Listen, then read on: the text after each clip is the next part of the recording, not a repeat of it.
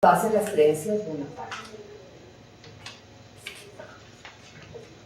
En esta presentación voy a revisar los principales argumentos no religiosos que suelen darse para oponerse a la legalización de la muerte médicamente asistida. Que estos argumentos no sean religiosos no quiere decir que la principal motivación de muchas personas para sostenerlos no sea su convicción religiosa de tratar de impedir que se legalice esta ayuda. Aún así, en estos argumentos puede haber puntos importantes que considerar. Pero antes de pasar a ellos, quiero recordar que lo que hace tan controvertido el tema que nos ocupa no es tanto el hecho de que alguien decida morir, sino que necesita ayuda para conseguirlo. Lo cual se complica más porque, al menos en los países en que se ha legalizado que se ayuda a morir, se ha considerado que lo mejor es que esta ayuda la den los médicos, a excepción de Suiza, en donde está permitido el suicidio asistido sin que tenga que ser médicamente asistido. Es decir, ni la causa para pedir ayuda para morir tiene que ser una condición médica, ni la persona que ayuda tiene que ser un médico. De hecho, está prohibida la eutanasia. Lo que la ley establece en ese país es que se ayude por motivos altruistas y no egoístas. Volviendo a la muerte médicamente asistida, los principios éticos en que se apoyan las leyes que la permiten son dos: el reconocimiento a la autonomía del paciente que decide morir y la solidaridad del médico que busca el beneficio de su paciente. Y entender este punto es crucial. En algunas situaciones, la muerte es lo mejor que le puede pasar a una persona y seguir viviendo es lo peor. Y mientras ayudar a morir en estas situaciones sea un delito, muchas personas tendrán que padecer cada día adicional de vida o tendrán que quitársela en condiciones horribles, o recibirán ayuda para morir, pero a costa de que otros terminen en la cárcel. Pasemos ahora sí a los argumentos en contra de la muerte médicamente asistida que más se escuchan en los países en que se está discutiendo la conveniencia de permitirla, como son el Reino Unido, Canadá, Estados Unidos, Francia, por mencionar algunos.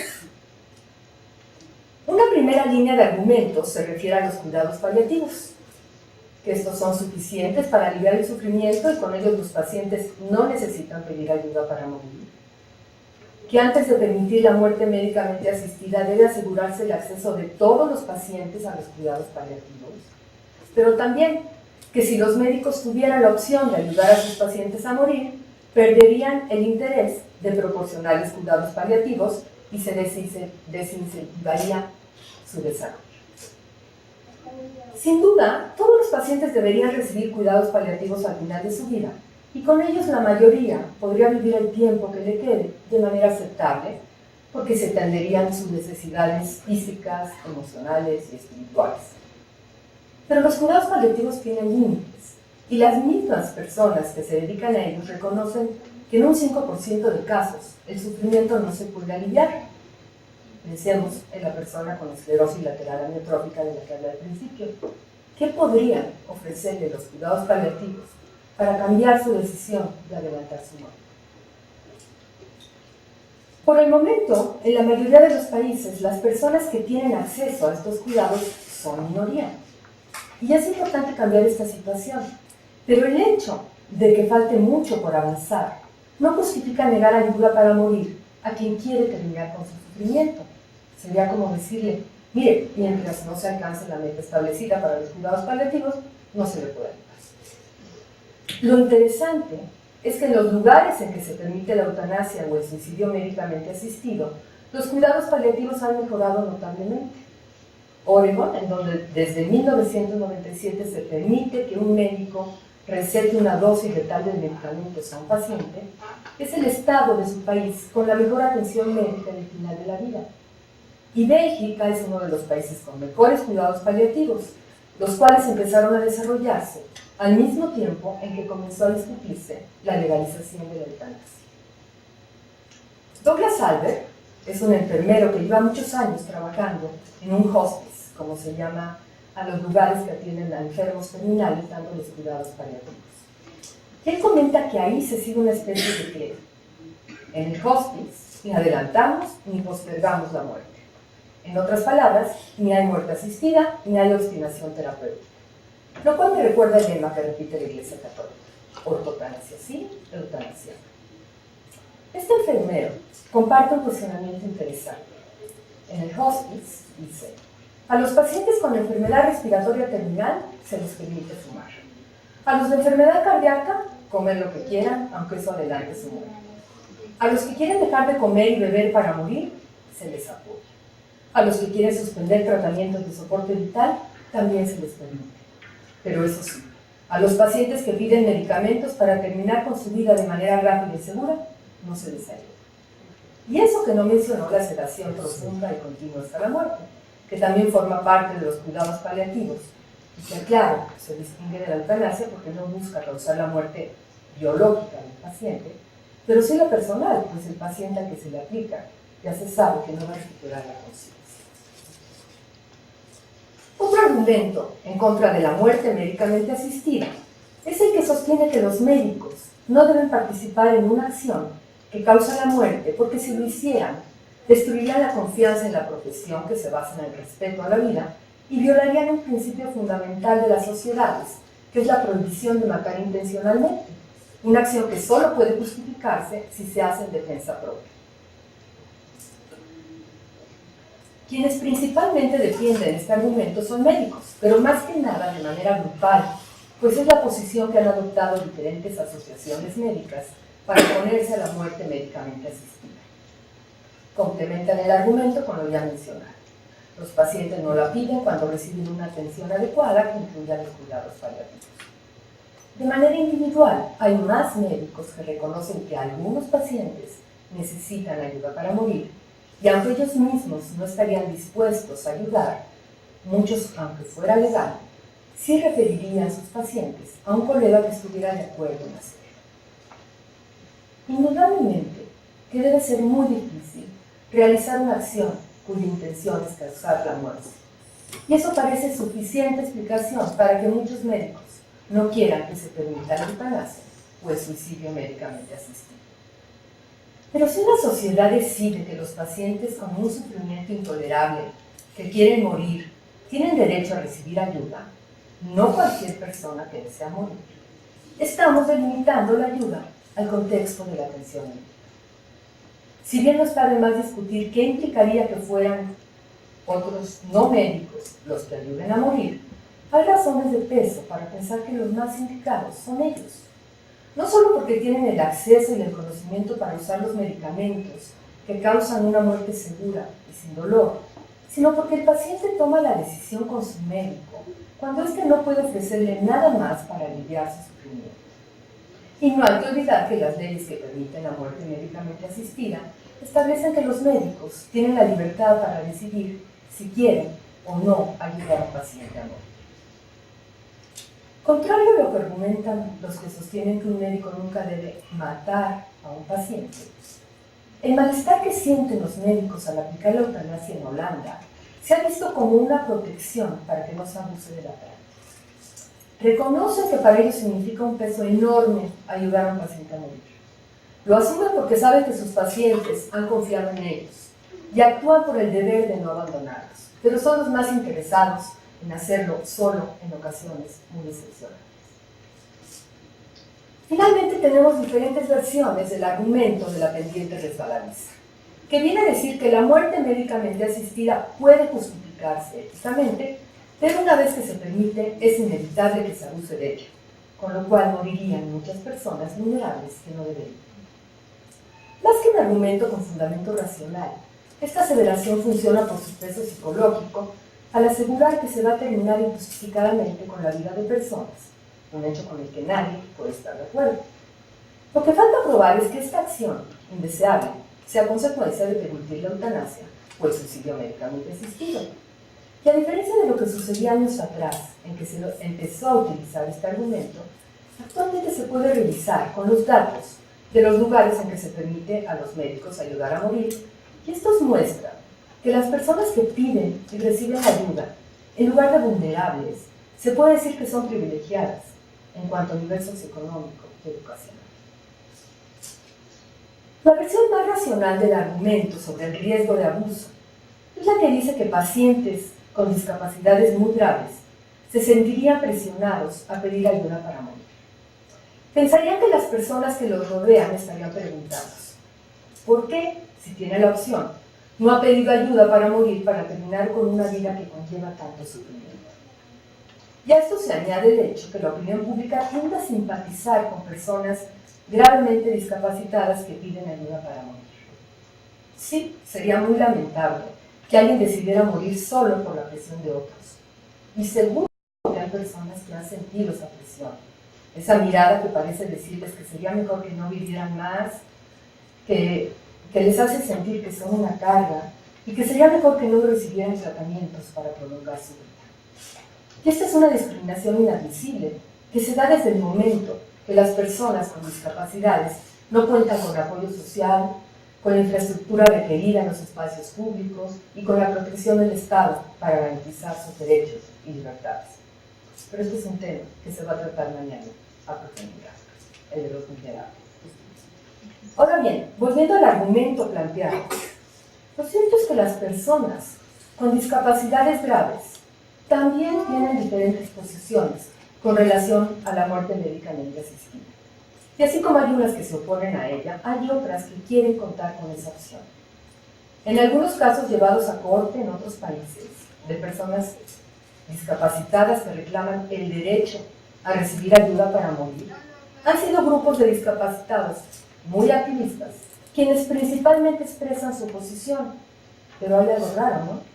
Quieren impedir que se respalde el derecho de otros a decidir su muerte porque ellos no comparten ese interés. Tan inaceptable es que una persona que quiere vivir sienta la presión de su entorno de pedir ayuda para morir, como que un paciente que ya no quiere vivir se ha presionado a seguir recibiendo tratamientos agresivos que no le sirven. Se da por hecho que el único daño que hay que evitar es causar una muerte que no debía ser. Pero también puede ser un daño impedir a una persona que decida su muerte cuando sabe que eso es lo mejor para él. El punto nuevamente es respetar la libertad de todas las personas para decidir sobre el final de su vida. ¿Por qué es tan difícil? Actualmente existe una iniciativa de ley en el Reino Unido que, de ser aprobada, permitiría el suicidio médicamente asistido. Es la cuarta iniciativa de este tipo en 10 años. En respuesta a ella, la agrupación Living and Dying Well publicó un documento en el que los autores, que en su mayoría son miembros de la Cámara de los Lores, expresan su preocupación de que se apruebe la ley porque muchas personas se verían en riesgo de dañarse. El problema, explican, es que la iniciativa está diseñada para respaldar los deseos de una pequeña minoría de personas que tienen muy claro que quieren poner fin a su vida. Personas que solicitarían el suicidio médicamente asistido después de haberlo reflexionado profundamente, haber valorado la decisión con sus médicos, haber platicado con sus familiares para contar con su apoyo y que no actuarían influidas por una depresión ni coaccionadas por terceros. Pues sí, en efecto, la ley sería para personas así, esa es la idea. Pero a los autores de este documento les preocupa que podría haber otras personas que no cumplieran esos requisitos y que pidieran ayuda para suicidarse. Pues simplemente no recibirían la ayuda. No deberían, aunque puede suceder que algunos médicos no cumplieran adecuadamente los requisitos establecidos por la ley. ¿Sí? Pero la inquietud de los autores parece ir más allá. Considera que una persona muy enferma puede creer que quiere morir, pedir ayuda para conseguirlo y recibirla porque su médico pensó que eso era lo que quería. Y en realidad, ambos estarían equivocados, porque en el fondo esa persona no quería morir. En otras palabras, la libertad es muy peligrosa porque la gente puede equivocarse al elegir y es mejor proteger a las personas de sus propias decisiones. Si volvemos al enfermo del que hablé antes, tendríamos que decirle que entendemos y respetamos su decisión y que tiene todo el derecho de recibir ayuda para poner fin a su vida, pero no se le puede dar porque hay otras personas que cuando piden la misma ayuda no saben lo que quieren. Volviendo a la pregunta del título, el problema que tenemos que resolver no es si debe legalizarse la muerte médicamente asistida, sino cómo hacerlo, porque ahí sí hay muchos aspectos prácticos que definir. ¿Qué pacientes podrían recibir ayuda para morir? Además de ser competentes y padecer un sufrimiento intolerable, ¿deberían ser enfermos terminales o podrían incluirse otros pacientes con una condición médica incurable? ¿Podría ayudarse a menores a quienes se les reconozca la capacidad de decidir? ¿Podrían incluirse pacientes con demencia que aún conservan su capacidad mental en una etapa inicial de la enfermedad? ¿Y de qué forma se ayudaría a morir? ¿Mediante eutanasia o por suicidio médicamente asistido? ¿Con cualquiera de estas modalidades o con una de ellas exclusivamente? ¿Y cómo llevar el control de esta práctica?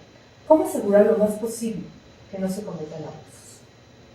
Estas por mencionar algunas preguntas, y quizá haya que llevarlas más lejos y decidir si deben ser los médicos quienes den la ayuda para morir u otras personas, enfermeras, familiares, técnicos especializados.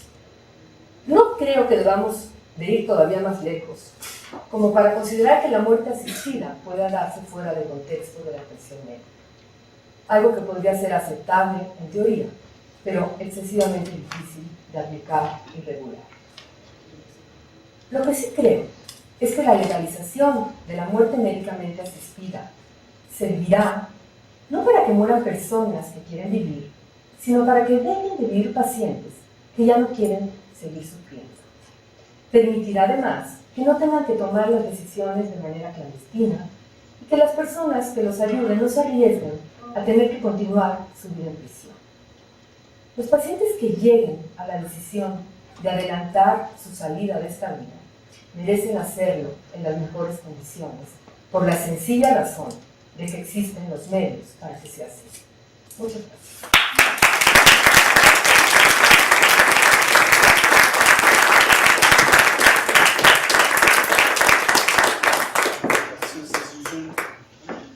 Pues queda abierto el espacio para preguntas y respuestas de Ingrid y Asunción, porque Gerardo ya se nos fue.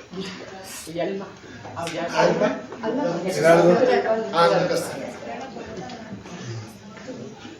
Pues podemos sentarnos allá o aquí. Nada más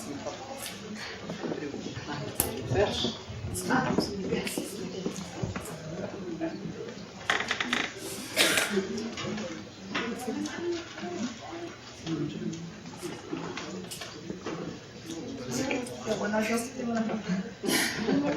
Bueno, ya y acá. ¿Alma pregunta? Sí, pero que si alguien me iba a preguntar antes. No, pues Ingrid, pensando en lo que tú platicabas de la maternidad subrogada, ¿a ti qué te parecería mejor si tuviéramos que adoptar una legislación en nuestro país que la maternidad subrogada fuera pagada o no? Porque creo que esto es uno de los grandes puntos que se debate si se le debe de dar dinero a las mujeres. Sabes que a mí me preocupa que nada más se aceptara la gratuita, porque la verdad es que se presta a mucho engaño. A la hora de la hora van a decir que es gratuito y por debajo lo van a pagar.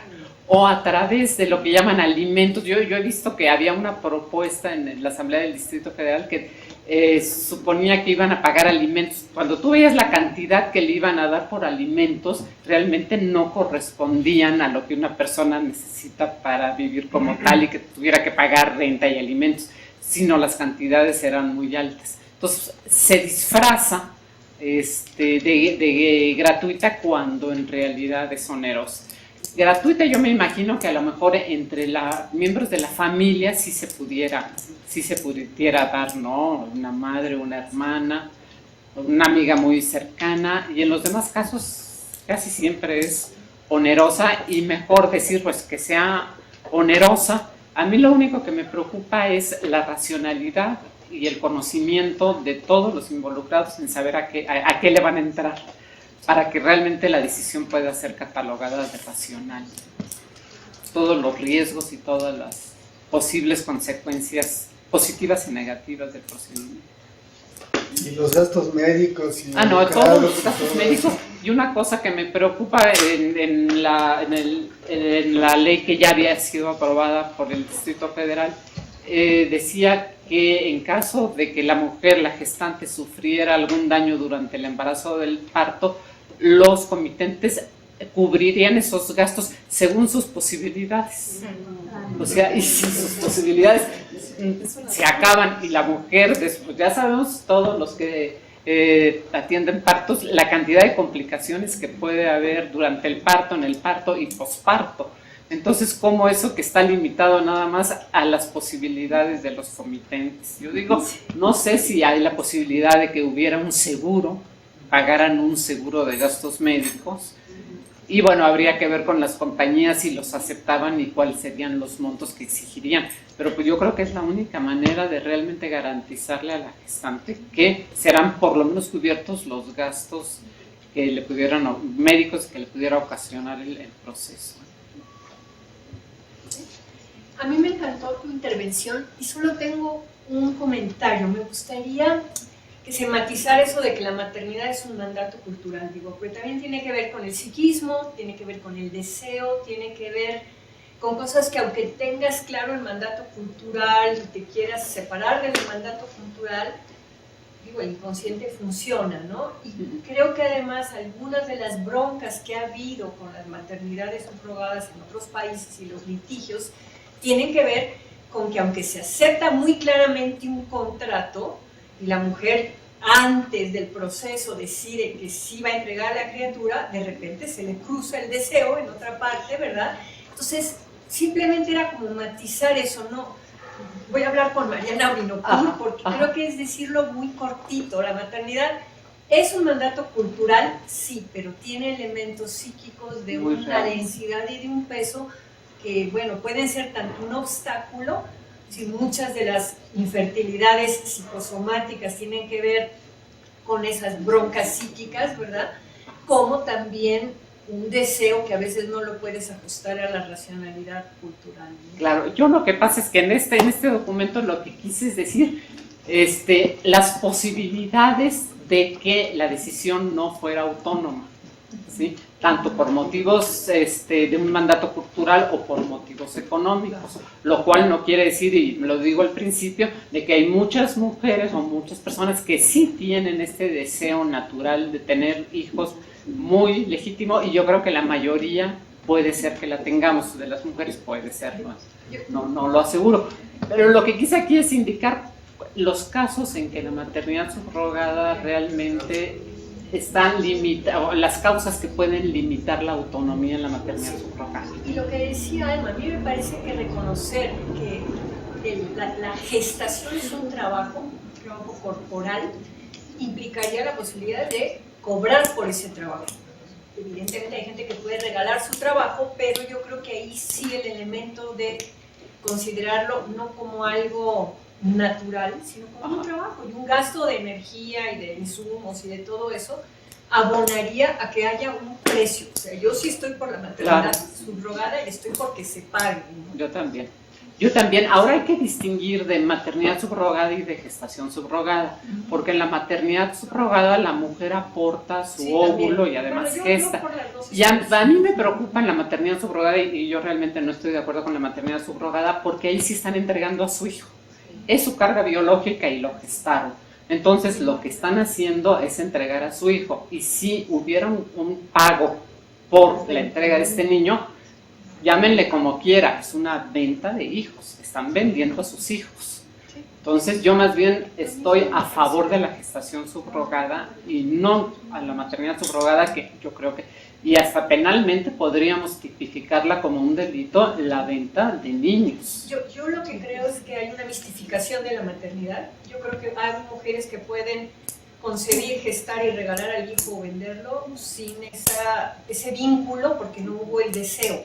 A mí no me escandalizaría una venta de hijos, si es una venta correcta y adecuada, y eso me parece más correcto que vendan al hijo a que lo rechacen, y eso ni siquiera en un proceso de subrogación, pues, ¿no? Pero es una discusión distinta, que tampoco quiero ocupar el tiempo de las otras preguntas, porque le quería hacer una pregunta también a Asunción. No sé si me espero, había otra persona antes, luego a pedir la mano. Arnoldo y el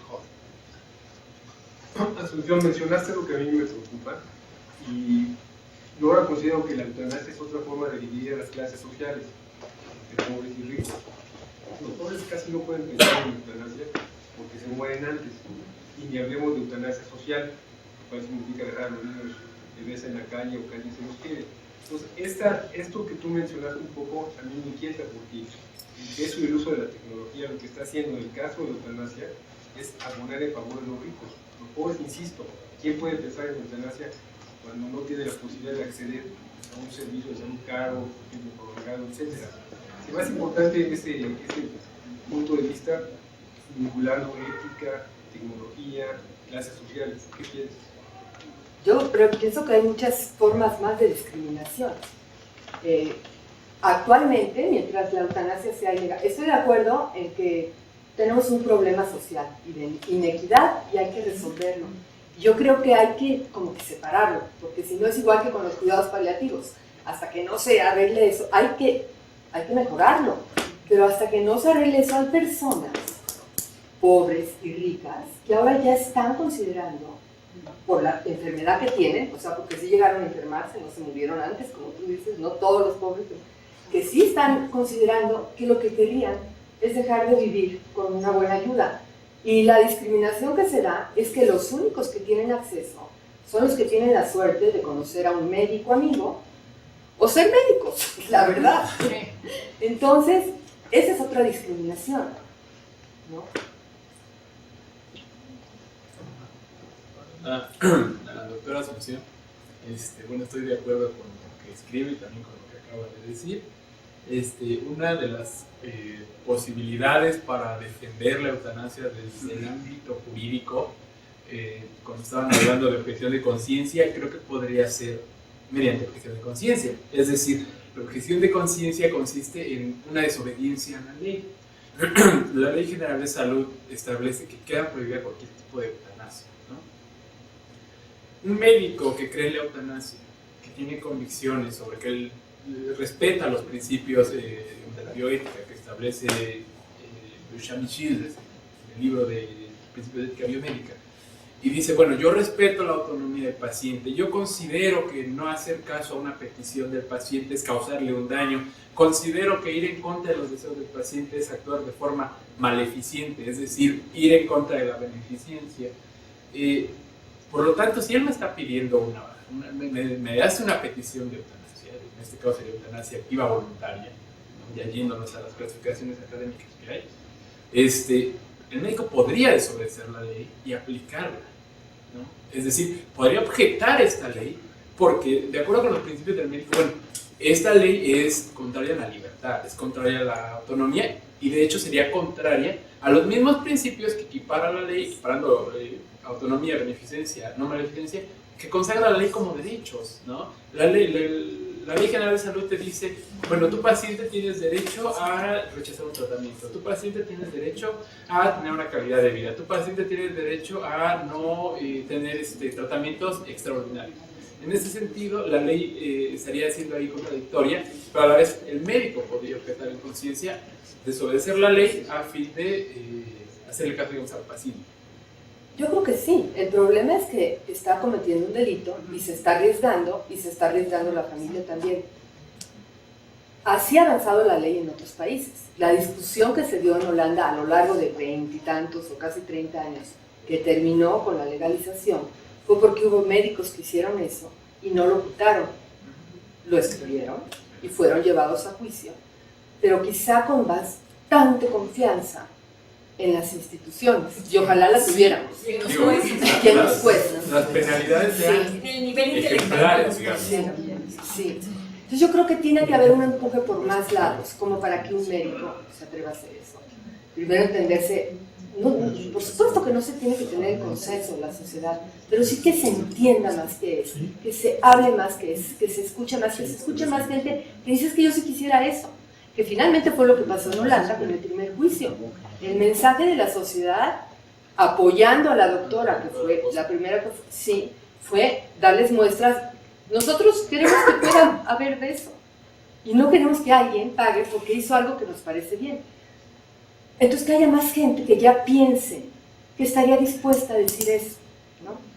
Pero Vamos a un comentario.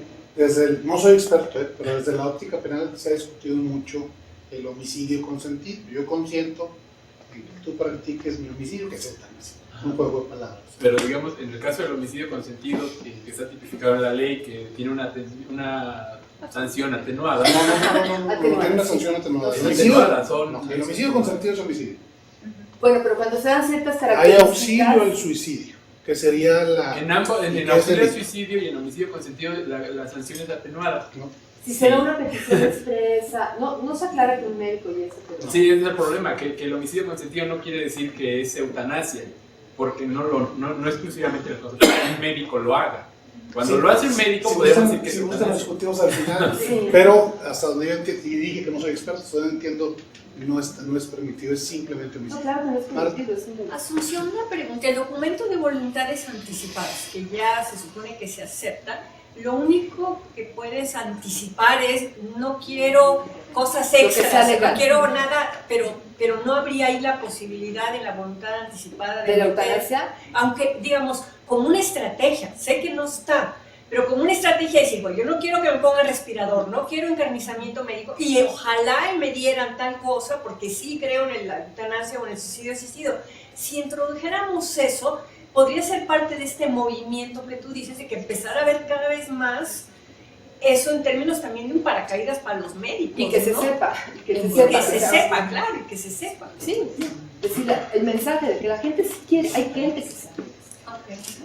Pero yo creo que mañosamente se hizo la ley de voluntades anticipadas, bueno, mañosamente en el sentido de que de alguna manera están tratando de evitar la eutanasia. La prohíbe. La prohíben. O sea, por eso fue aprobada por el PAN, por eso la aceptó. Claro. Porque fue con esta Pero podemos decisión. darle la vuelta, Ingrid. O sea, si empezamos, digamos, con los notarios progresistas a decirles que va a haber gente que más lo pueden sugerir, que ponga explícitamente, ojalá y hubiera suicidio o eutanasia, también como para ir... Lo que pasa es que hay una Claro, contradicción. claro, porque ahí se puede hacer. la yo voluntad encantada. anticipada en realidad se utiliza cuando la persona ya no puede pedirla. Entonces, la eutanasia uno la pide mientras la puede pedir. Y ya si no la puede pedir, ya estamos hablando de otro tipo de acción, ya no estamos hablando de eutanasia, que es lo que los principios que la defienden, donde la defienden. Que la persona lo está pidiendo con toda claridad. Entonces hay ese problema con la voluntad anticipada. Ahora, en Holanda sí se puede pedir por anticipado, aunque en la práctica no funciona. Alguien que dice, cuando yo esté completamente demente, quiero la eutanasia. La ley lo cubre, los médicos no lo quieren hacer, aunque estén a favor de la eutanasia. Entonces, por ahí no va a poder ser. ¿Sí? Sí.